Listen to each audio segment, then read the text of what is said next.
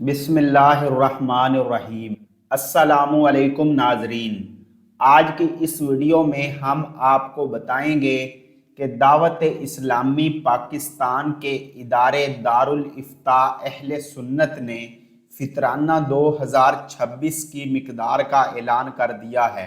دارالافتاء اہل سنت کی جاری کردہ رپورٹ کے مطابق فی کس فطرانہ گندم کا آٹا چکی والا 2 کلو کے حساب سے 300 روپے، جو 4 کلو کے حساب سے 1100 روپے، کھجور 4 کلو عام کوالٹی کے حساب سے 2600 روپے، کشمش 4 کلو کے حساب سے 7200 روپے، کھجور 4 کلو اجوا کوالٹی کے حساب سے 19,200 روپے ادا کرنا ہوگا۔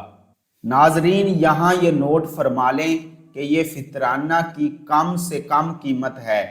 آپ لوگ اپنی مالی حیثیت کے مطابق اس سے بڑھ کر فطرانہ ادا کر سکتے ہیں۔ ناظرین، اس طرح کی مزید لیٹسٹ نیوز کے لیے ہمارے چینل کو سبسکرائب کر کے بیل آئیکن کو پریس کر لیں تاکہ آپ کے پاس مزید ویڈیو کا نوٹیفیکیشن پہنچتا رہے۔